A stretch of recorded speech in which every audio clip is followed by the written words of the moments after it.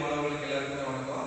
நம்ம கடைசி வகுப்புல இருந்து நம்ம அந்த கம்ப்யூட்டர் சப்ஜெக்ட்டை பார்த்துட்டு வரோம். ஸோ இன்னைக்கு நம்மளோட செகண்ட் கிளாஸ், அதாவது இரண்டாவது வகுப்பு போகுது.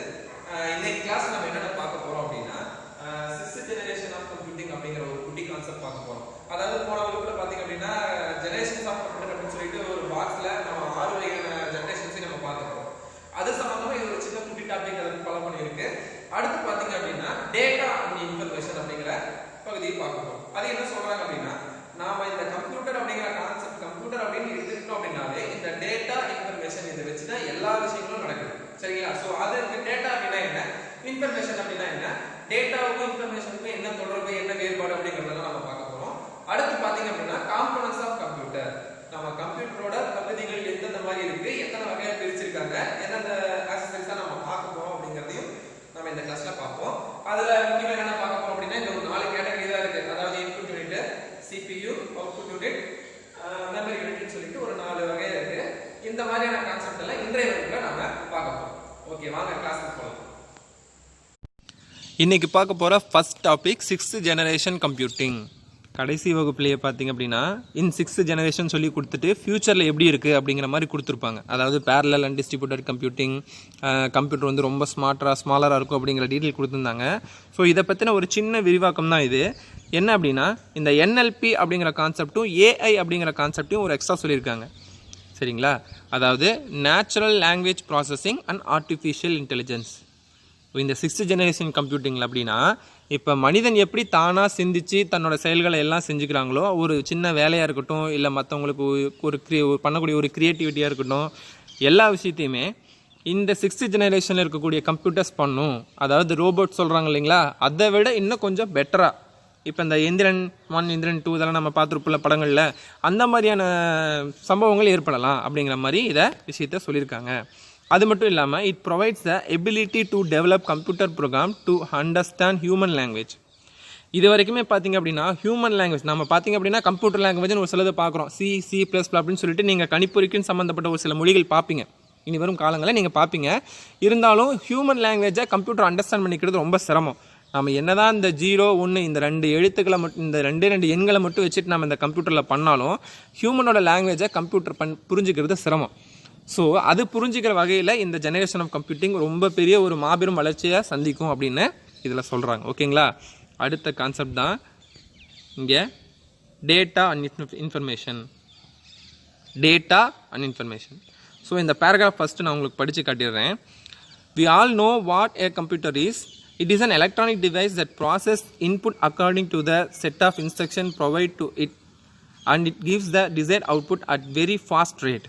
Computers are very versatile as they do a lot of different tasks such as storing data, weather forecasting, booking airlines, railway or movie tickets, and even playing games. இப்போ இதில் எல்லாமே என்ன சொல்ல வராங்க அப்படின்னா, டேட்டா அண்ட் இன்ஃபர்மேஷனில் நம்மளுக்கு கம்ப்யூட்டரை பற்றி எல்லாமே தெரியும். அதாவது கம்ப்யூட்டர்கிட்ட நம்ம ஏதோ ஒரு விஷயத்தை கொடுக்குறோம், ஒரு இன்புட்டை கொடுத்தோம் அப்படின்னா அவுட்புட் அப்படிங்கிறது கிடைக்கும் அப்படின்னு நம்ம சொல்லியிருக்கிறோம்.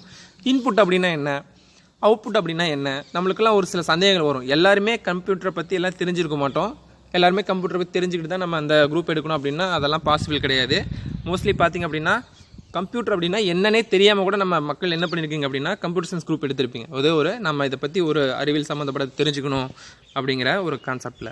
ஸோ இதில் என்னென்னா, இப்போ இந்த கம்ப்யூட்டர் அப்படிங்கிறதுக்கு நம்ம என்ன கொடுக்குறோம், அது நம்மளுக்கு என்ன கொடுக்குது, இதுக்கு நடுவில் என்ன நடக்குது அப்படிங்கிறது எல்லாமே பார்த்திங்க அப்படின்னா ஒரு பெரிய ஒரு பிரம்மாண்டமான ஒரு மாயை அப்படின்னு தான் சொல்ல முடியும். இதுக்கெல்லாம் காரணம் என்ன அப்படின்னா இந்த டேட்டா இன்ஃபர்மேஷன் இதெல்லாம் தான். சரிங்களா? So computers are very versatile as they do a lot of different tasks. Computer வந்து சாதாரணமாக நீங்கள் ஒரு கொடுக்கக்கூடிய ஒரு நீங்கள் கேட்கக்கூடிய ஒரு கேள்விக்கு பதிலை மட்டும் சொல்கிற விஷயம் கிடையாது. அதை சேமித்து வைக்கிறதுக்கு, தேவையான டைமில் எடுத்து பார்க்குறதுக்கு, இல்லை மற்ற செயல்பாடுகளுக்காக உதவுறதுக்கு எல்லாத்துக்காகவும் யூஸ் பண்ணுறோம். ஃபார் எக்ஸாம்பிள் உங்களுக்கு என்ன கொடுத்துருக்காங்கன்னா, ஒரு தட்பவெப்பநிலை, ஒரு வானிலை அறிக்கை, இல்லை ஒரு ஏர்லைன்ஸ் புக் பண்ணுறது, ரயில்வே டிக்கெட் இது பண்ணுறது, மூவி டிக்கெட்ஸு, கேமிங்கு, எல்லா துறைகள்லையும் எல்லா விஷயங்களுக்காகவுமே என்ன பண்ணுறாங்க, இந்த கம்ப்யூட்டர்ஸை பயன்படுத்திகிட்டு இருக்காங்க. இன்னும் பெட்டராக சொல்ல போகிறோம் அப்படின்னா, இப்போ இதுக்கு முன்னாடிலாம் பார்த்திங்க அப்படின்னா ரேஷன் ஷாப்பில் என்ன பண்ணியிருப்பாங்க, நியாய விலை கடையெல்லாம் பார்த்திங்க அப்படின்னா நம்மளுக்கு நம்ம ஃபேமிலி கார்டு, குடும்ப அட்டை அப்படின்ட்டு இருக்கும். இப்போ பார்த்திங்க அப்படின்னா ஸ்மார்ட் கார்டுன்னு ஒன்று கொடுக்குறாங்க. ஸோ இது எல்லாமே கம்ப்யூட்டரைஸ் பண்ணிட்டாங்க. ரொம்ப அந்த எழுத்துப்பூர்வமாக இருக்கக்கூடிய எல்லா விஷயத்தையும் ரொம்ப ஸ்மார்டைஸ் பண்ணிட்டாங்க. பேப்பர் வேஸ்ட்டு இந்த மாதிரிலாம் நடக்காது. எல்லாம் ரொம்ப எளிமைப்படுத்தி என்ன பண்ணுறாங்க, ரொம்ப கம்ப்யூட்டரைஸ் பண்ணி ரொம்ப எளிமைப்படுத்தி நம்மளுக்கு என்ன கொடுக்குறாங்க, வசதிகளை ஏற்படுத்தி தராங்க. சரிங்களா? ஸோ இதில் டேட்டா அப்படின்னா என்ன, இன்ஃபர்மேஷன் அப்படின்னா என்ன அப்படிங்கிறத நீங்கள் தெரிஞ்சுக்கணும். சரி, டேட்டா அப்படிங்கிறது என்னென்னா, data is defined as a unprocessed collection of raw facts and suitable for communication and interpretation processing. அதாவது தமிழ் மீடியம் ஸ்டூடெண்ட்ஸ் இருப்பீங்க, இதுக்கு நான் இங்கிலீஷில் மட்டும் இல்லாமல் தமிழ்லையும் உங்களுக்கு அதோட இது சொல்லிடுறேன். டேட்டா அப்படின்னா தமிழில் தரவு அப்படின்னு சொல்லுவாங்க. இது என்ன அப்படின்னா அன்ப்ராசஸ்டு ரா ஃபேக்ட், அதாவது இங்கே அன்ப்ராசஸ்டு கலெக்ஷன் ஆஃப் ரா ஃபேக்ட்ஸ்னு சொல்கிறாங்க. அன்ப்ராசஸ்ட் ரா ஃபேக்ட் அப்படின்னா எதுக்குமே பயன்படாது அப்படின்னு சொல்லலாம். இல்லை அப்படின்னா இதை வச்சு ஒன்றுமே பண்ண முடியாது. ஒரு மொட்டையாக இருக்குன்னு வச்சுக்கோங்களேன், மொட்டையாக இருக்கக்கூடிய ஒரு கருத்துரு இல்லை ஒரு பொருளுக்கு தான் என்ன சொல்கிறாங்க அப்படின்னா அதை டேட்டா அப்படின்னு சொல்கிறாங்க. எக்ஸாம்பிள் கீழே கொடுத்துருக்காங்க பாருங்கள், 134, 16, கவிதா, சி, இதெல்லாம் வந்து டேட்டா அப்படிங்கிற மாதிரி சொல்கிறாங்க. அது என்ன அப்படின்னா this will not give any meaningful message. Data அப்படின்னா எந்த ஒரு இது வந்து ஒரு முழுமையடையாத ஒரு வாக்கியம் மாதிரி, எந்த ஒருமே ஃபுல்ஃபில் ஆகிருக்காது, ஒரு கம்ப்ளீட்டான மீனிங் இருக்காது. சரிங்களா? இது எதுக்காக பயன்படுத்துகிறோம் அப்படின்னா கண்டிப்பாக கம்யூனிகேஷனுக்காகவோ இன்டர்பிரிட்டேஷனுக்காகவோ இல்லை ஏதோ ஒரு செயல்பாடுக்காகவோ என்ன பண்ணுவோம், நம்ம இதை பயன்படுத்துவோம். சரிங்களா? அடுத்து information. Information is a collection of facts from which conclusion may be drawn. டேட்டாவுக்கும் இன்ஃபர்மேஷனுக்கும் ரொம்ப பெரிய டிஃப்ரென்ஸ் கிடையாது. இது கலெக்ஷன் ஆஃப் ஃபேக்ட்ஸ், அது ரா ஃபேக்ட். அது பார்த்திங்க அப்படின்னா எந்த ஒரு மீனிங்கும் வச்சுருக்காது, பட் முக்கியமான பொருள் அது. ஆனால் இங்கே பார்த்தீங்க அப்படின்னா collection of facts from the conclusion may be drawn. So இது ஒரு அர்த்தம் தரக்கூடியதாக இருக்கும். In simple words we can say the data is the raw facts that is processed to give meaningful ordered or structure information. கண்டிப்பாக ஒரு முழுமையான அர்த்தம் வாய்ந்ததாக இருக்கும், இல்லை ஒரு ஆர்டர் ஒரு வரிசைப்படுத்தப்பட்டதாக இருக்கும், ஒரு குறிப்பான ஒரு பொருள் இல்லை ஒரு அமைப்பில் இருக்கும் அப்படிங்கிறத இதை சொல்கிறாங்க. இதுக்கு ஒரு எடுத்துக்காட்டு சொல்கிறாங்க. Kavitha is 16 years old. இப்போ பாருங்கள், கவிதா அப்படிங்கிறது ஒரு டேட்டா, 16 அப்படிங்கிறது ஒரு டேட்டா. இது எல்லாமே பார்த்தீங்க அப்படின்னா என்ன பண்ணியிருக்காங்க, ஒரு மீனிங்ஃபுல்லான ஒரு ஸ்டேட்மெண்ட்டாக மாற்றிருக்காங்க. சரிங்களா? ஸோ இதுலேருந்து என்ன தெரியுது அப்படின்னா இன்ஃபர்மேஷனுக்கும் டேட்டாவுக்கும், டேட்டா அப்படிங்கிறது ரா ஃபேக்ட், இன்ஃபர்மேஷன் அப்படிங்கிறது கலெக்ஷன் ஆஃப் ஃபேக்ட்ஸ். சரிங்களா? அது மட்டும் இல்லாமல் டேட்டா அப்படிங்கிறது மீனிங்லெஸ், இது பார்த்திங்க அப்படின்னா மீனிங்ஃபுல். ஓகே, ஃபார் சின்ன எக்ஸாம்பிள் அந்த பாருங்கள், ஒரு டயக்ராம் கொடுத்துருக்காங்க, இன்புட், ப்ராசஸ், அவுட்புட். இதுக்கு எல்லாத்துக்குமே டேட்டா அப்படிங்கிறது தேவைப்படுது. சரிங்களா? ஸோ இதையெல்லாம் கன்சால்டேட் பண்ணி இதெல்லாம் நம்மளுக்கு ஒருங்கிணைச்சி கிடைக்கக்கூடியது ஒரு தகவல். ஓகேங்களா? சரி, ஓகே. இப்போ பாருங்கள், டேட்டா, இன்ஃபர்மேஷன் இது எல்லாமே தனித்தனி 2 marks. இப்போ நம்ம பார்க்க போகிறது ஒரு 3 mark. சரிங்களா? இந்த பேராகிராஃப் நோட் பண்ணிக்கோங்க. இந்த பேராகிராஃபு ஒரு இம்பார்ட்டன்ட் 3 markன்னு what is mean by computer அப்படின்னு சொல்லி கேட்டாங்க அப்படின்னா ஸோ இதுதான் ஆன்சர். சரிங்களா? A computer is an electronic device that takes a raw fact. நாம சொன்னோம் இல்லையா டேட்டா, அந்த டேட்டாவை எடுத்துக்கும், இன்புட்டாக எடுத்துக்கும், எடுத்துட்டு அதாவது யூசர்கிட்ட இருந்து டேட்டாவை எடுத்துக்கிட்டு அதை ஒரு சில ப்ராசஸ் செஞ்சு அது என்ன பண்ணும் அப்படின்னா a computer is an electronic device that takes a raw data as an input from the user and process it under the control of set of instructions, produces a result and saves it for future use. அதாவது இந்த அன்ப்ராசஸ் டேட்டாவை இன்புட்டாக எடுத்துக்கிட்டு ஒரு சில set of instruction என்ன பண்ணுறாங்க, ஒரு சில ப்ராசஸை நம்மளை செயல்படுத்தி நம்மளுக்கு ஒரு தேவையான ஒரு தீர்வை ஒரு வெளியிட கொடுக்கக்கூடியதுக்காகவும், அது மட்டும் இல்லை அப்படின்னா இது ஒரு ஃபியூச்சர் யூஸ்க்காக பயன்படுத்தக்கூடியதாகவும் இருக்கக்கூடிய ஒரு எலக்ட்ரானிக் டிவைஸ் தான் அப்படின்னு சொல்லி சொல்கிறாங்க. ஓகேங்களா? ஓகே, இது மொத்தம் இது வரைக்கும் 3 2 marks பார்த்துருக்கோம். அடுத்து பார்த்திங்க அப்படின்னா அடுத்து இது ஒரு 5 mark components of a computer அப்படின்னு சொல்லிட்டு இது நீங்கள் ஃபுல்லாக படிக்கணும், ஃபுல்லாகவே எழுதி காட்டணும் அப்படிங்கிறது அவசியம் கிடையாது. நான் சொன்ன பாயிண்ட்ஸ் மட்டும் நீங்கள் எழுதினா போதும். காம்போனன்ட்ஸ் ஆஃப் ஏ கம்ப்யூட்டர் கண்டிப்பாக அப்படின்னா கணிப்பொறிகளுக்கு கண்டிப்பாக என்னது, அது ஒரு ஃபெரிவல் டிவைஸ்ன்னு சொல்லுவோம். தொட்டு உணரக்கூடிய பகுதிகள் அப்படின்னு சொல்லிட்டு நிறையா இருக்குது. அந்த மாதிரியான அதோட கூறுகள் என்னன்னு பார்த்தீங்க அப்படின்னா 4 வகையாக பிரிச்சிருக்காங்க. என்னன்னு பார்த்துக்கோங்களேன். இன்புட் யூனிட், அப்புறம் அவுட்புட் யூனிட். அடுத்து பார்த்தீங்க அப்படின்னா சிபியூன்னு சொல்லுவாங்க. இந்த control unit, ALU, internal memory, இது எல்லாமே என்ன சொல்கிறாங்க அப்படின்னா சிபியூ அப்படின்னு சொல்லக்கூடியது வருது. நம்ம கம்ப்யூட்டரில் பார்க்கும்போது பார்த்தீங்கன்னா பெரிய பாக்ஸ் மாதிரி இருக்கும். சரிங்களா? அதுதான் என்ன சொல்கிறோம், சிபியூ அப்படின்னு சொல்லுவோம். அது மூலம் இன்னொன்று எக்ஸ்ட்ரா ஒன்று இருக்குது, அது பார்த்தீங்கன்னா மெமரி யூனிட் அப்படின்னு சொல்லுவோம். சரிங்களா? ஸோ இந்த 4 நம்ம டிஸ்கஸ் பண்ண போகிறோம். Let us first have a look at the functional components of a computer. Every task given to a computer follows input, process, output cycle. சரிங்களா. ஐபிஓ சைக்கிள் அப்படின்னு சொல்லிட்டு ஒரு கான்செப்ட் இருக்குது. ஃபஸ்ட்டு எந்த ஒரு டாஸ்க், எந்த ஒரு விஷயமா இருந்தாலும் நீங்கள் ஒரு மியூசிக்கை ஓப்பன் பண்ணி, அதாவது ஒரு மீடியா பிளேயரு இல்லை வேறு ஏதாவது ஒரு விஎல்சி ஏதாவது ஒன்று நீங்கள் ஓப்பன் பண்ணி பார்க்கணும் அப்படின்னா கூட இந்த 3 கான்செப்ட் தான்: இன்புட், ப்ராசஸ், அவுட்புட். நீங்கள் ஏதாவது ஒரு இன்ஃபர்மேஷனை சர்ச் பண்ணோம் அப்படின்னா கூட சேம் அதே இன்புட், ப்ராசஸ், அவுட்புட். இந்த ஒரு கான்செப்ட் கண்டிப்பாக நடந்து தான் நமக்கு என்ன பண்ண முடியும், நமக்கு தேவையான அவுட்புட் அப்படிங்கிறது கிடைக்கும். ஸோ அதுக்கு தகுந்த மாதிரியான விஷயங்கள் தான் இதெல்லாம். The input unit takes the input, in the central process unit does processing of data, and the output unit produces the output. Input இதோட வேலை, இன்புட் யூனிட் வேலை என்ன உள்ளீடு வந்து யூசர் வந்து கொடுக்குறாரு அப்படிங்கிறத எடுத்துக்கிறது தான் இன்புட் யூனிட்டோட வேலை. சிபியூ என்ன பண்ணுது அப்படின்னா அவங்க யூசர்கிட்ட இருந்து கிடைக்கிற இன்புட்டை அது என்னென்ன ஃபங்க்ஷன்ஸ் பண்ணணும், என்னென்ன ப்ராசஸ் பண்ணணும் அப்படிங்கிறத செய்கிறது அவங்களோட வேலை. அடுத்து அவுட்புட் யூனிட்டோட வேலை அப்படின்னா அந்த கன்சல்ட் பண்ணி கிடைச்சிருக்கக்கூடிய ஒரு சொல்யூஷனை யூசரோட பார்வைக்கு, யூசரோட பயன்பாட்டுக்கு கொண்டு வரது அந்த அவுட்புட் யூனிட்டோட வேலை. சரிங்களா. ஸோ அது என்னென்னு தனித்தனியாக பார்க்கலாம். First one, input unit. Input unit is used to feed any form of data to the computer, which can be stored in the memory unit for the future processing. For the further processing னு சொல்லலாம், future processing னு சொல்லலாம். ஏன் அப்படின்னா further processing அப்படின்னா இதை பற்றி மேலே ஏதாவது டீட்டெயிலாக ஏதாவது எக்ஸ்பிளைன் பண்ண வேண்டியது இருக்கும், இல்லை அப்படின்னா ஃபியூச்சர் யூஸ்க்காக பயன்படுத்த வேண்டியது இருக்கும். சரிங்களா. அதாவது யூசர்கிட்ட இருந்து எந்த ஒரு வகையில் ஒரு கீபோர்டு வழியாவோ மவுஸ் வழியாவோ எந்த வழியாவது என்ன பண்ணுறோம், கிடைக்கப்படக்கூடிய தரவுகளுக்கு பேர் தான் இன்புட். அதுக்கு பயன்படுத்தக்கூடிய உபகரணம், அந்த சாதனத்துக்கு பேர் தான் இன்புட் யூனிட் அப்படின்னு சொல்லி சொல்கிறாங்க. இதுக்கு எக்ஸாம்பிள் பாருங்கள், கீபோர்டு, மவுஸ். இது எல்லாமே கீபோர்டு, மவுஸ் மட்டும் இல்லை, உங்களுக்கு பின்னாடி வரக்கூடிய கான்செப்டில் நிறைய எக்ஸ்பிளைன் பண்ணியிருப்பாங்க. அடுத்து சென்ட்ரல் ப்ராசஸிங் யூனிட், சிபியூ அப்படின்னு சொல்லிட்டு சொல்லுவோம். நீங்கள் 10th எல்லாம் கூட இங்கிலீஷில் பார்த்தீங்கன்னா அப்ரிவேஷன்ஸில் நீங்கள் படிச்சுருந்துருக்கலாம். ஸோ இதுக்கு பார்த்தீங்க அப்படின்னா சென்ட்ரல் ப்ராசஸிங் யூனிட் அப்படின்னு சொல்லி சொல்லுவாங்க. இது எதுக்கு அப்படின்னா இதுதான் ரொம்ப heart of the computer, brain of the computer அப்படி மாதிரி நிறைய வேர்ட்ஸில் சொல்லுவாங்க. CPU is a major component which interprets and execute software instructions. நிறைய சாஃப்ட்வேர்ஸ் உங்களுக்கு தெரிஞ்சதெல்லாம் கேமிங் சாஃப்ட்வேர் தான் நினைக்கிறேன். சரிங்களா. அந்த கேமிங் சாஃப்ட்வேர் அப்படின்னாலுமே நம்ம என்ன பண்ணியிருப்போம், ஃபஸ்ட்டு நம்ம கம்ப்யூட்டர் இன்ஸ்டால் பண்ணுவோம். இன்ஸ்டால் பண்ணதுக்கப்புறம் தான் அந்த கேமே நம்ம வேலை முடியும், அப்படிங்களா.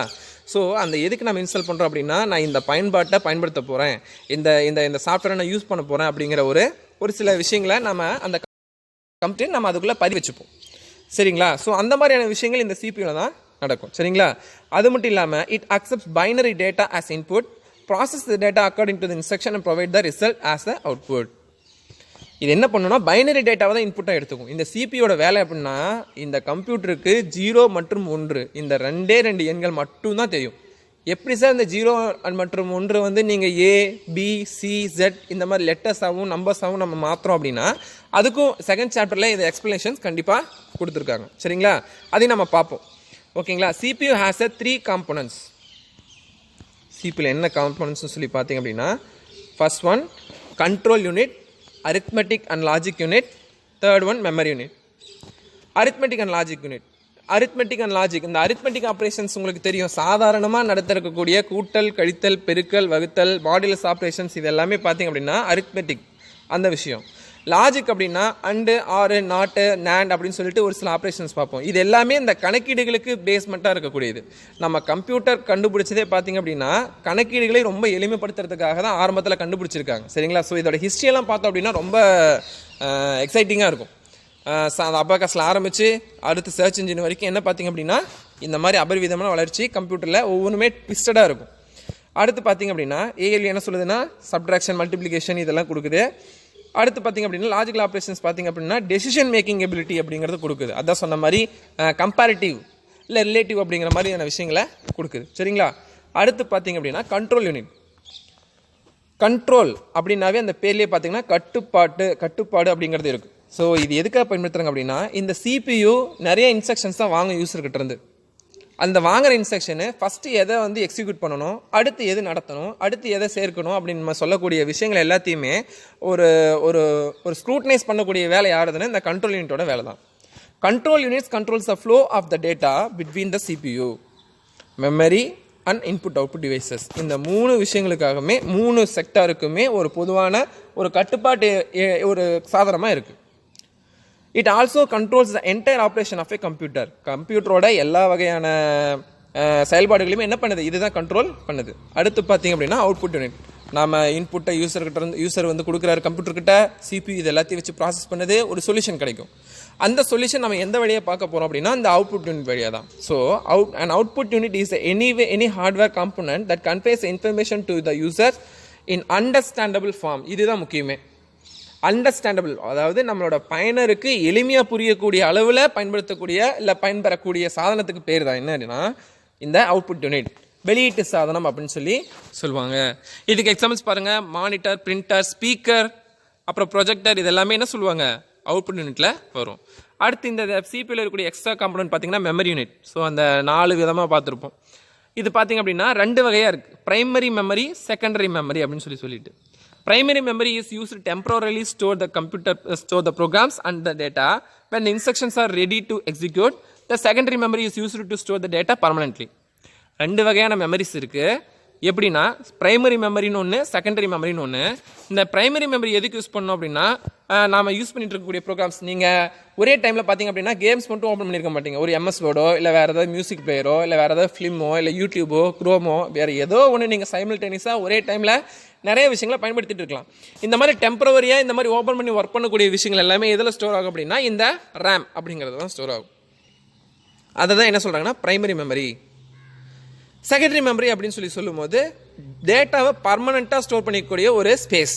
அது பார்த்தீங்கன்னா CD, DVD, pen drives, Blu-ray disc, இந்த மாதிரி எக்ஸட்ரா நிறையா இருக்குது. அந்த காலத்தில் இருக்கக்கூடிய ஃப்ளாப்பி டிஸ்க்லேருந்து இருக்குது.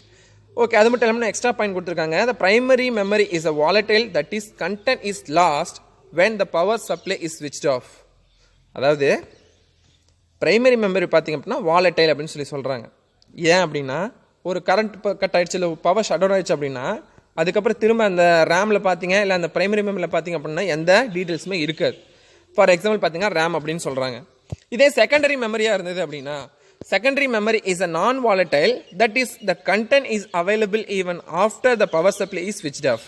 ஒன்றும் இல்லை, உங்களோட மெமரி கார்டில் இல்லை வேறு ஏதாவது ஒரு பென்ட்ரைவில் சப்போஸ் திடீர்னு சிஸ்டம் ஷட் டவுன் ஆகிடுச்சு இல்லை ஆஃப் ஆயிடுச்சு அப்படின்னு என்ன ஆகும் அப்படின்னா அதில் இருக்கக்கூடிய டேட்டாஸ் எல்லாம் அழிஞ்சிடுமா? அழியாது. ஸோ அந்த மாதிரியா இருக்கக்கூடியதெல்லாம் பார்த்தீங்கன்னா செகண்டரி மெமரி ரேஞ்சில் வைக்கிறாங்க. அதான் சொல்கிறாங்க எக்ஸாம்பிளுக்கு hard disk, CD-ROM and DVD-ROM இதெல்லாமே செகண்டரி மெமரிஸ்க்கு எக்ஸாம்பிள்ஸ் அப்படின்னு சொல்கிறாங்க. சரிங்களா? ஓகே ஸ்டூடெண்ட்ஸ், நம்ம இன்றைக்கி கிளாஸில் பார்த்தீங்க அப்படின்னா காம்பனன்ட்ஸ் ஆஃப் கம்ப்யூட்டரை முடிச்சிருக்கோம்.